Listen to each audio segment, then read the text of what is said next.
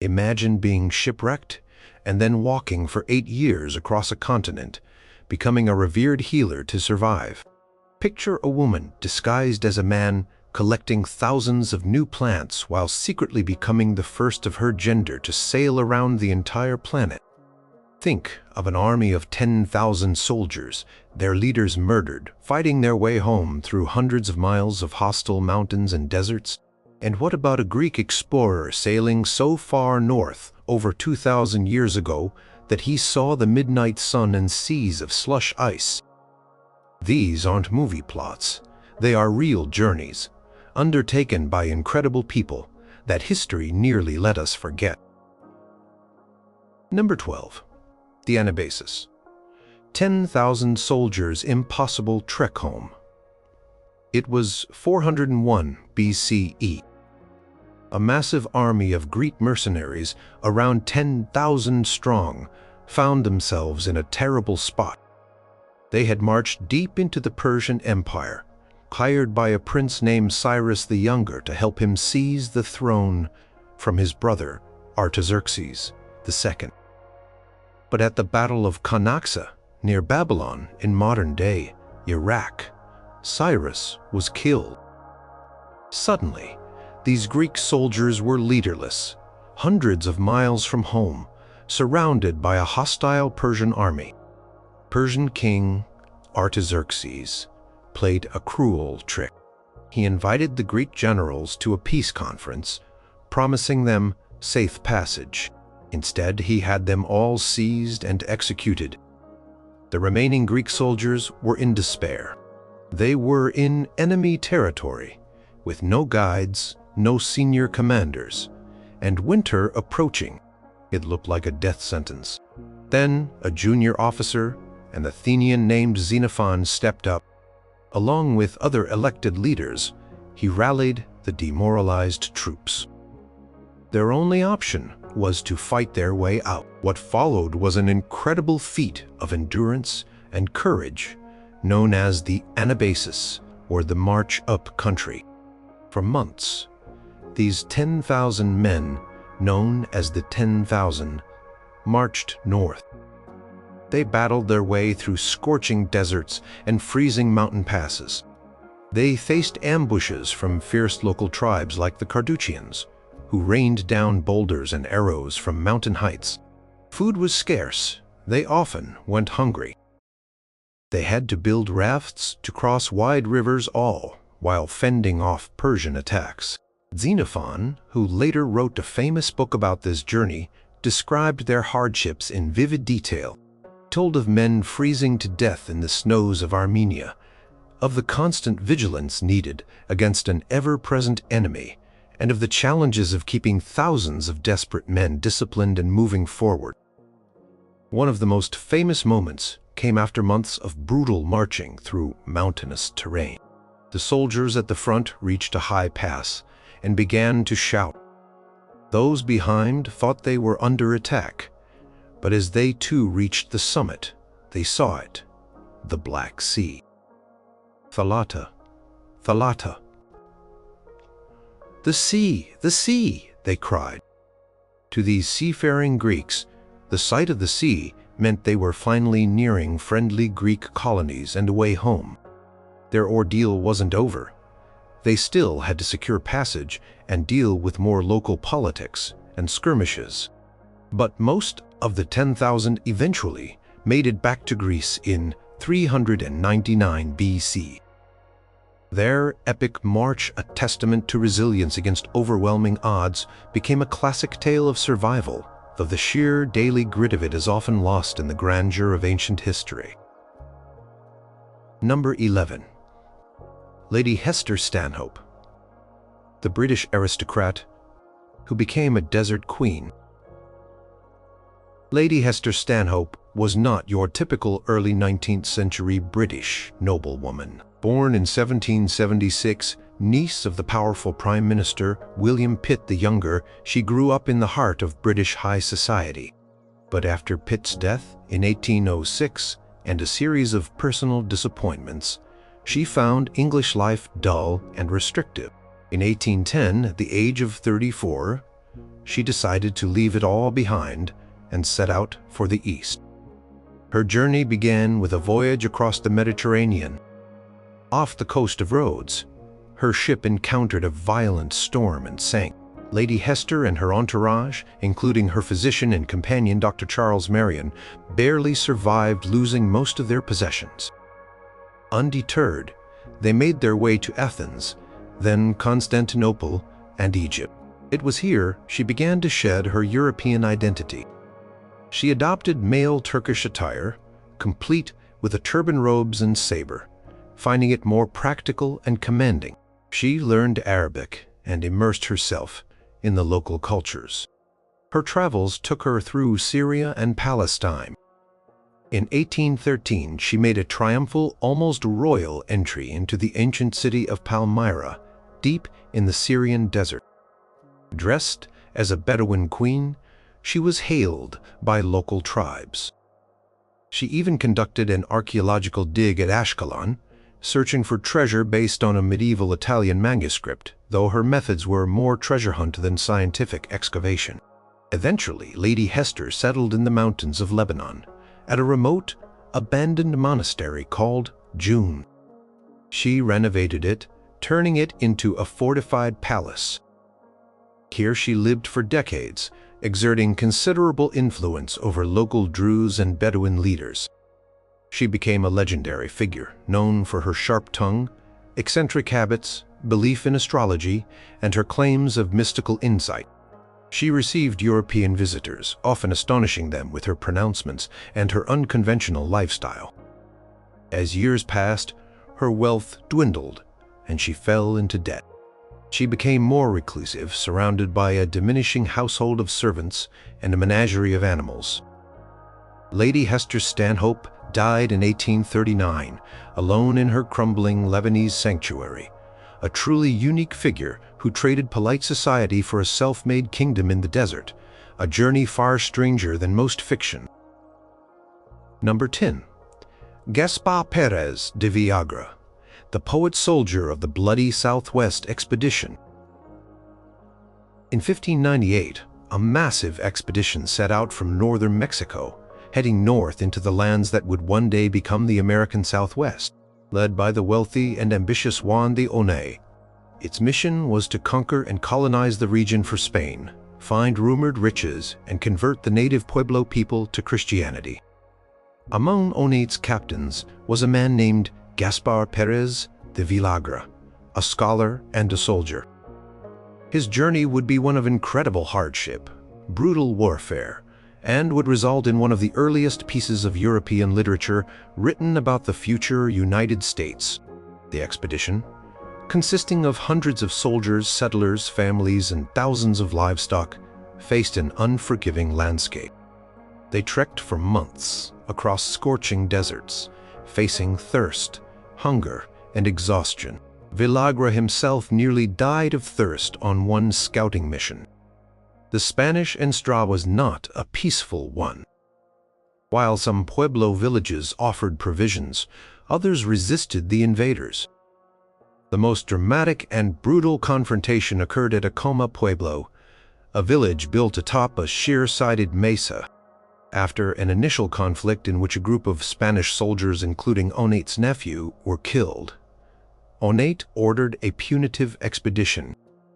Villagrá was part of the force that laid siege to Acoma in January 1599. The battle was horrific.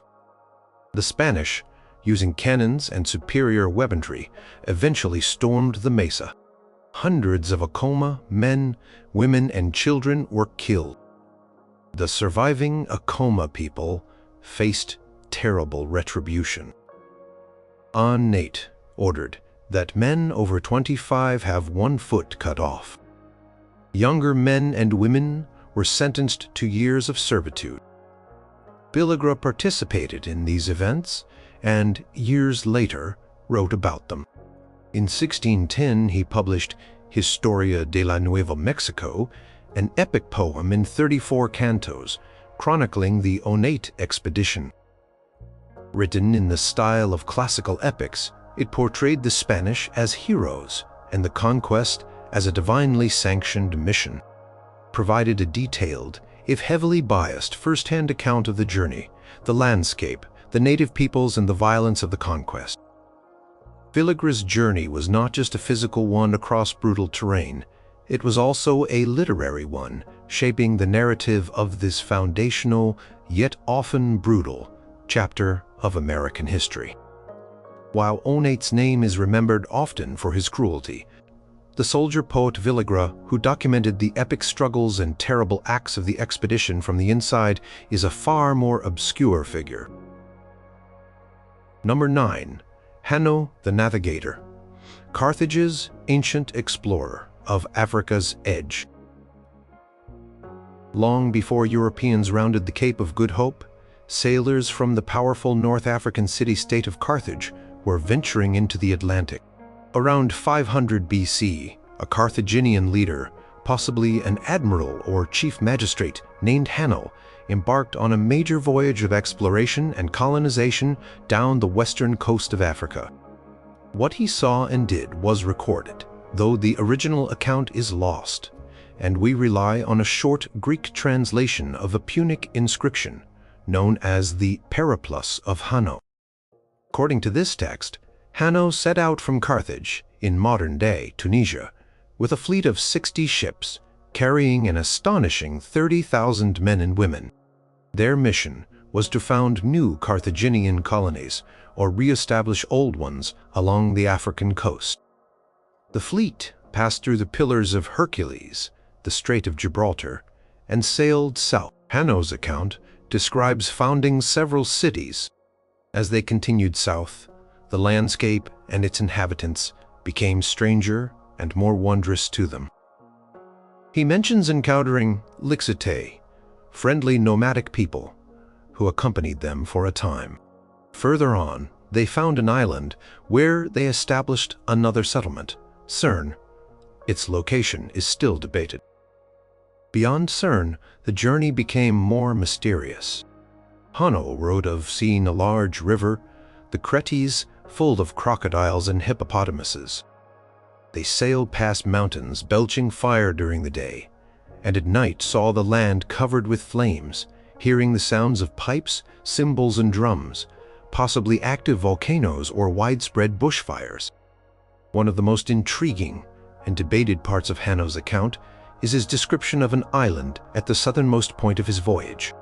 There, they encountered savage people whose bodies were hairy, and whom our interpreters called Coralli. The Carthaginian sailors tried to capture some, but the males proved too aggressive, escaping by climbing cliffs and throwing stones. They did manage to capture 3 females, but these were so ferocious they had to be killed, and their skins were taken back to Carthage. Scholars have long debated whether these Coralli were actual gorillas, chimpanzees, baboons, or even a tribe of hairy humans. The exact extent of Hanno's voyage is also uncertain. Some believe he reached Sierra Leone or even as far as Gabon or Mount Cameroon. His journey, undertaken 2.5 millennia ago, was a remarkable feat of ancient seamanship and exploration, pushing the boundaries of the known world for the Carthaginians, yet it remains a somewhat shadowy episode pieced together from a single brief document. Number 8. Egeria, the globe-trotting nun who wrote home about her Holy Land adventures. In the late 4th century CE, as the Roman Empire was embracing Christianity, a remarkable woman named Egeria undertook an astonishingly long and arduous pilgrimage. Believed to be a nun or at least a devout woman of high social standing, possibly from Galatia, in what is now Spain or Portugal, Egeria traveled for 3 years from around 381 to 384 CE across a vast swath of the Eastern Roman Empire. What makes her journey especially significant is that she wrote about it in a detailed series of letters to a circle of sisters back home.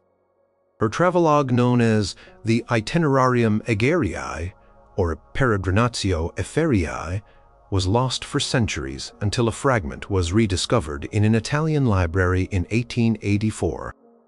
provides an unparalleled window into early Christian pilgrimage, liturgical practices, and the geography of the Holy Land as it was perceived in that era. Egeria's journey was no gentle tour.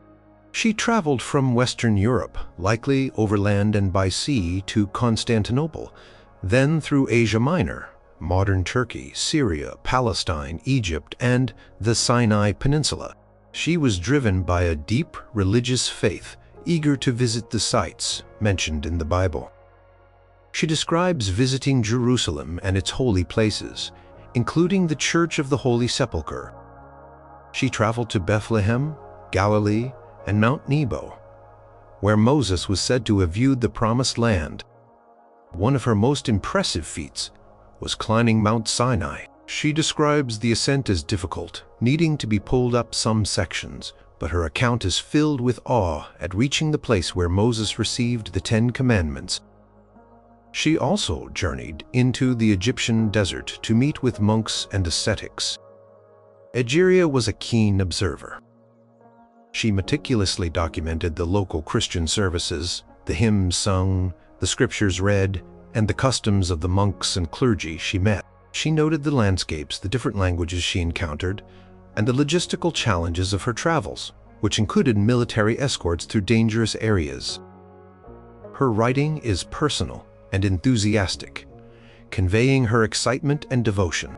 Egeria's journey and her surviving account are precious, offering a rare female voice from antiquity detailing such an extensive and adventurous undertaking, providing historians with invaluable insights into the world of late Roman Christianity. Her story reminds us that epic journeys of faith and exploration were not solely the domain of men. Number 7. The Overland Historians. A doomed dash for Pacific fur. While Lewis and Clark's 1804 to 1806 expedition is celebrated as a triumph of American exploration, another, arguably more harrowing, overland journey to the Pacific coast just a few years later is far less known. This was the trek of the Overland Historians, a group dispatched by the wealthy fur magnate John Jacob Astor to establish a trading post at the mouth of the Columbia River. Led by Wilson Price Hunt, a partner in Astor's Pacific Fur Company, the expedition set out from St. Louis, Missouri, in the spring of 1811. Their journey was plagued by misfortune and poor decisions from early on. Hunt, lacking experience in Western travel, made several critical errors. Instead of following the proven Lewis and Clark route up the Missouri River, he opted for a more direct overland path across what is now South Dakota. Hoping to avoid conflict with the Sioux, this led them into arid, unfamiliar territory. Party numbering over 60 people, including several women and children, Marie Dorion, wife of a guide, and her 2 young sons being the most notable, faced immense hardships. They struggled across the Bighorn Mountains and later disastrously decided to abandon their horses and attempt to navigate the treacherous Snake River in dugout canoes. The river, which they dubbed the Mad River, proved largely unnavigable, with terrifying rapids and canyons. Their canoes were smashed, supplies were lost, and 1 man drowned. Forced to continue on foot, the party split into smaller groups to try and find food and a way through the desolate Snake River plain as winter set in. They endured starvation, extreme cold, and exhaustion. Some men died. Stories circulated of desperate men eating their own moccasins. Marie Dorion, in particular, showed incredible resilience, giving birth to a child during the journey, who sadly died days later, and helping her family survive. It took until early 1812 for the first emaciated survivors to straggle into Astoria, the newly established post at the mouth of the Columbia, which had been founded by Astor's sea-based expedition. The overland journey had taken nearly a year and cost many lives.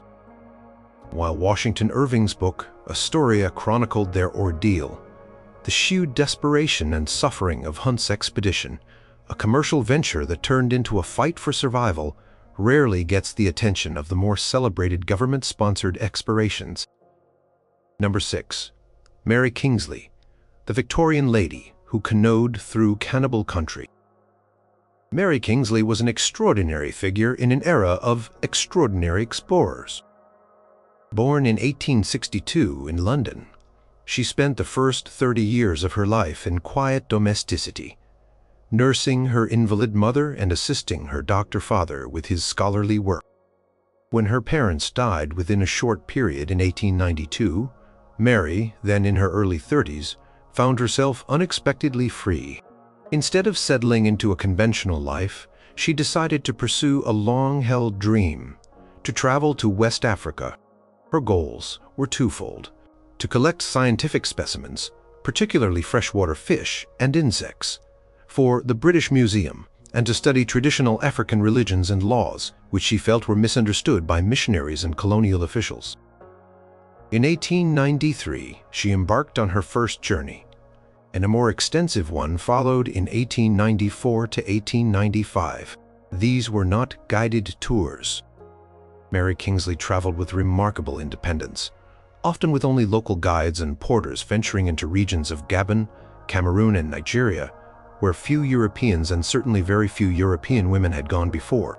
She paddled up rivers like the Ogu in dugout canoes, trekked through dense, disease-ridden rainforests, and climbed Mount Cameroon.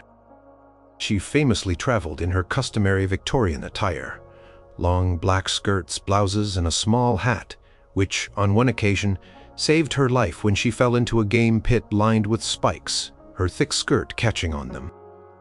Kingsley approached the African cultures she encountered, including tribes reputed to practice cannibalism, like the Fang, with a surprising degree of respect and an anthropological curiosity. She traded goods for food and passage, learned local dialects, and gathered detailed information about their customs and beliefs. Her accounts, published in Travels in West Africa, 1897, were filled with scientific observation, sharp wit, and a critical perspective on European colonial policies and missionary efforts. She argued for a more informed and empathetic approach to governing African territories, one that respected indigenous cultures. Mary Kingsley's journeys were physically demanding and dangerous. She faced tropical diseases, wild animals, and treacherous terrain. Yet she returned to England, a celebrated figure, though her unconventional views sometimes clashed with the establishment. Tragically, her adventurous life was cut short. In 1900, while volunteering as a nurse during the Second Boer War in South Africa, she contracted typhoid fever and died at the age of 37. Her bold explorations and insightful writings left a lasting mark, though her name is not as universally recognized as some of her male contemporaries. Number 5. Friar Odoric of Pordenone, the monk who trekked to China before Marco Polo was famous. While Marco Polo is the household name for medieval European travel to the East, another Italian friar, Odoric of Pordenone, undertook an equally astonishing, if not more extensive journey just a few decades later, and his account was widely circulated in his time. Odoric, a Franciscan missionary, set out from Italy around 1318. His travels spanned roughly 12 years, taking him overland and by sea across vast stretches of Asia. His route was remarkable. He traveled through the Black Sea region to Trebizond, then through Persia, modern Iran, and Mesopotamia, modern Iraq, visiting cities like Sultaniya and Baghdad. From there, he sailed to India. His descriptions of India are vivid, detailing Hindu customs such as Satai, widow burning, the massive Jagannath temple chariots, and the reverence for cattle. He also claimed to have gathered the bones of 4 Franciscan friars who had been martyred in Thena, near Mumbai.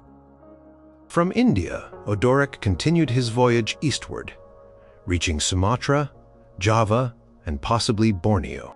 He then sailed to the coast of China, landing probably in Guangzhou, Canton. He journeyed overland through China, marveling at its great cities, its advanced civilization, and its customs. He described cormorant fishing, the practice of foot binding among women, and the bustling city of Hangzhou Qinzhai, which he, like Marco Polo, found to be one of the largest and most magnificent cities in the world. Odoric reached the Mongol capital of Khanbalik, modern Beijing, and spent about 3 years there, attached to one of the Franciscan missions established during the Pax Mongolica. Some scholars believe he may have even ventured into Tibet, making him one of the first Europeans to enter that isolated land. Around 1329 or 1330, Odoric began his long journey back to Europe, likely taking an overland route through Central Asia. He arrived back in Italy, ill and exhausted. On his deathbed in Udine, in early 1331, he dictated his travel narrative, the Relatio, to another friar. His account, filled with wonders and first-hand observations, became incredibly popular in the 14th century, copied and translated numerous times. It provided Europeans with valuable information about the East, independent of Polo's then less circulated work. Yet today, Friar Odoric's epic pilgrimage and detailed reporting are largely overshadowed by his more famous Venetian compatriot. Number 4. Pythias of Massalia, the ancient Greek who chased the midnight sun. Around 325 BC, when Alexander the Great was conquering the East, a brilliant Greek navigator and astronomer named Pythias, from the Greek colony of Massalia, modern Marseille in France, embarked on an audacious voyage into the largely unknown northern Atlantic. His journey took him to realms previously only subjects of myth and speculation for the Mediterranean world. Pythias sailed out of the Mediterranean through the Pillars of Hercules, Strait of Gibraltar, a passage controlled by the rival Carthaginians, which was a feat in itself. He then headed north, along the Atlantic coasts of Iberia and Gaul. His primary destination appears to have been Britain, which he called the Britannic Isles. He circumnavigated much of Britain, providing some of the earliest detailed descriptions of the island and its inhabitants, including their practice of farming, their use of chariots in warfare, and their methods of mining and trading tin, particularly from Cornwall. Pythias was a skilled scientist. He made observations about the tides, correctly linking their ebb and flow to the phases of the moon. He also attempted to calculate the circumference of Britain and even the latitude of his home city, Massalia, with remarkable accuracy for his time. Pythias didn't stop at Britain. He sailed further north, into even more mysterious waters. He described reaching an island called Thule, 6 days' sail north of Britain. The location of Thule is debated. It could have been Iceland, the Shetland or Orkney Islands, or even the coast of Norway. In these northern latitudes, Pythias reported encountering phenomena utterly alien to Mediterranean experience. A place where the sun barely set in summer, the midnight sun, and a strange congealed sea, which he called Thalassa Pepegamen, congealed sea, or Plemon, Thalatios, sea lung. This has been interpreted as a description of slush ice or pack ice, or perhaps dense fog or even large blooms of jellyfish. His original account of his travels on the ocean is lost. We know of his achievements only through references and often critical quotations by later ancient writers like Strabo, Polybius, and Pliny the Elder. Strabo, in particular, dismissed Pythias as a liar, finding his tales of the frozen sea and the midnight sun too fantastical to believe.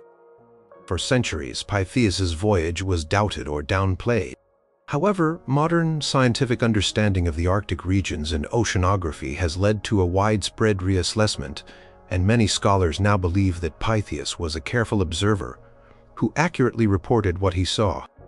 His journey was an incredible feat of early scientific exploration, pushing the boundaries of the Greek world to the very edge of the Arctic. Number 3. Ida Pfeiffer, the budget-traveling grandma who saw the world twice. Ida Pfeiffer was a true pioneer. Though she started her globe-trotting adventures relatively late in life, Born in Vienna in 1797, she endured an unhappy marriage and raised 2 sons. Once, her sons were grown and she was separated from her husband Ida, then 45 years old, decided it was time to fulfill her lifelong dream of seeing the world. What followed were some of the most extensive and daring journeys undertaken by anyone, male or female, in the 19th century, all done on an incredibly tight budget. Her first major journey, from 1842, took her to the Holy Land and Egypt. But this was just a warm-up.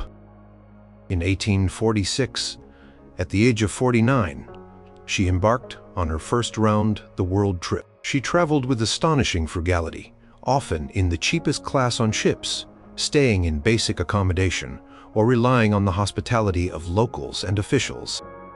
Her route took her from Austria to Brazil, then around Cape Horn, or through the Strait of Magellan. Accounts vary for different parts of her journeys, to Chile, Tahiti, China, Singapore, Ceylon, Sri Lanka, India, Persia, Iran, Mesopotamia, Iraq, and back to Europe via Greece and Italy in 1848. She kept meticulous diaries, which she later published. These travelogues became bestsellers, and the income helped fund her subsequent expeditions. Her second round-the-world trip, from 1851 to 1855, was even more ambitious. She sailed to England, then to South Africa, intending to cross the continent, but was dissuaded. Instead, she explored Borneo and the Sunda Islands, Indonesia, where she encountered Dayak headhunters and narrowly escaped being killed by the Batak people of Sumatra. She then crossed the Pacific to California, traveled through South and Central America, and returned to Europe via North America. Ida Pfeiffer was not just a tourist. She was a collector. She gathered insects, plants, rocks, and ethnographic artifacts which she sold to museums to help finance her travels. She faced incredible dangers: shipwrecks, robberies, tropical diseases, wild animals, and hostile encounters. She was admired for her courage and resilience, but sometimes faced criticism for her unladylike independence and her frank descriptions of cultures she encountered. Despite her fame and the scientific value of her collections, she was often denied full membership in geographical societies because she was a woman, though she was made an honorary member of several. She undertook further journeys to Iceland, Scandinavia, and Madagascar. It was in Madagascar in 1857 that she contracted a severe illness, likely malaria, from which she never fully recovered. She died in Vienna in 1858.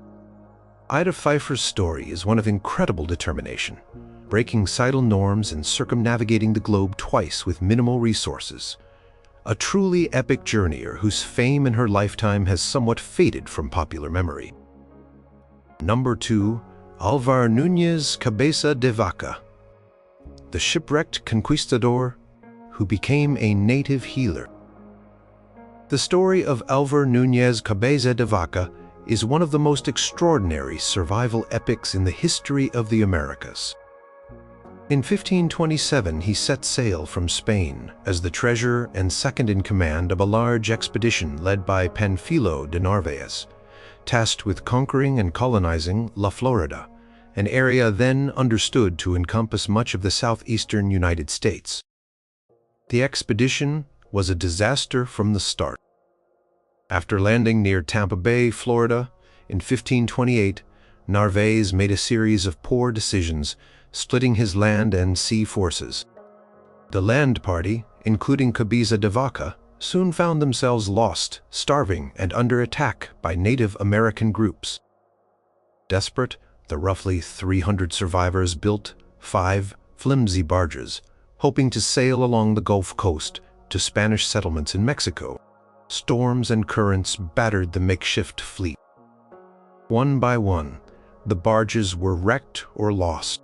In November 1528, Cabeza de Vaca's barge, along with another, was shipwrecked on an island off the coast of Texas, possibly Galveston Island, which he named Isla de Malhado, the Isle of Misfortune.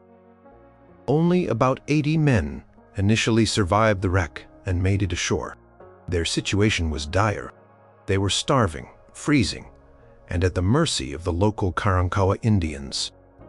Over the first winter, disease and hunger killed most of the remaining Spaniards. Cabeza de Vaca himself was enslaved by different native groups for several years, forced to perform hard labor and enduring brutal treatment. Gradually, something remarkable happened. Cabeza de Vaca, along with 3 other survivors from the original expedition, Alonso del Castillo Maldonado, Andres Dorantes de Carranza, and Dorantes enslaved Moroccan, Berber, Estevanico or Esteban, began to gain a reputation as healers. They adapted native healing practices, combined with Christian prayers and the sign of the cross. Miraculously, to both the natives and perhaps to themselves, their treatments sometimes worked. Their fame as powerful medicine men spread. They were no longer slaves, but revered figures. For several years, these 4 men journeyed westward and then southward across what is now Texas and northern Mexico. They traveled from tribe to tribe, often accompanied by hundreds, sometimes thousands of native followers who provided them with food and protection. Cabeza de Vaca described performing what might have been the first surgical procedure by a European in North America when he removed an arrowhead lodged in a man's chest.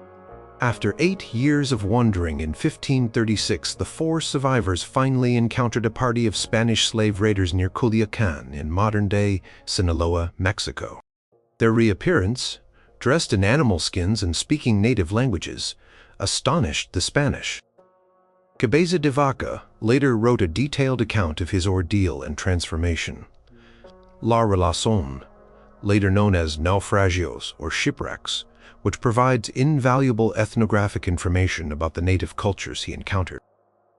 His journey from conquistador to slave to revered shaman is a profound story of adaptation and survival against impossible odds. Number 1. Jeanne Barrette. The first woman to sail around the world did it in disguise. In an age when women were forbidden on French Navy ships, one young woman named Jeanne Barrette not only boarded one, but also became the first woman to circumnavigate the globe. She did it disguised as a man, her true identity a secret for a significant part of the voyage. Jeanne Barrette was born in rural France in 1740. She became an expert in medicinal plants, known locally as an herb woman. This knowledge brought her into the service of the noted naturalist, Philibert Commerson. When Commerson was invited to join Louis-Antoine de Bougainville's scientific expedition to circumnavigate the globe in 1766, he needed an assistant. Jeanne Barrette, his loyal companion and likely his lover, was the perfect candidate, but her gender was a problem. So, Jeanne Barrette cut her hair, bound her chest, and dressed as a young man, taking the name John Barrette. She enlisted as Commerson's valet and assistant. The expedition sailed from France in December 1766 on the ships La Boudeuse and L'Étoile. For over 2 years, Barrette lived in the cramped, all-male environment of an 18th-century naval vessel, her secret intact. She worked tirelessly alongside Commerson, collecting, pressing, and cataloging thousands of plant specimens. They botanized in diverse locations, including Patagonia, Tahiti, Samoa, the New Hebrides, New Guinea, and the Moluccas. The physical labor was immense, often involving wading through swamps, climbing mountains, and carrying heavy loads of specimens back to the ship. The exact circumstances of her unmasking are debated. Bougainville's journal suggests that her gender was discovered by Tahitian islanders in April 1768, who immediately recognized her as a woman. Other accounts from shipmates suggest that rumors had circulated for some time, and she was eventually confronted by sailors, possibly on New Ireland. Whatever the specifics, her identity was revealed. In late 1768, when the expedition reached the French colony of Île-de-France, now Mauritius, in the Indian Ocean, Khmer Khan and Barrett were put ashore. Khmer Khan was in poor health, and Barrett stayed to care for him and continue their botanical work. He died in Mauritius in 1773. Jean Barrett, resourceful as ever, opened a tavern in Port Louis. She later married a French naval officer, Jean Dubernet. In 1774 or 1775, she and her husband returned to France, thus completing her circumnavigation. She brought back Khmer Khan's extensive collections, which included over 6,000 species, about 3,000 of them new to science. Among these was the bougainvillea vine, which Khmer Khan named after the expedition leader. He also named a plant genus Baradea in her honor, though it was later reclassified. In recognition of her contributions and bravery, the French government granted Jean Barrett a small pension in 1785. For centuries, her incredible story was largely a footnote, her immense botanical contributions often overshadowed by Khmer Khan. Only in recent decades has Jean Barrett's remarkable journey, and her status as the first woman to circumnavigate the globe, been fully recognized and celebrated.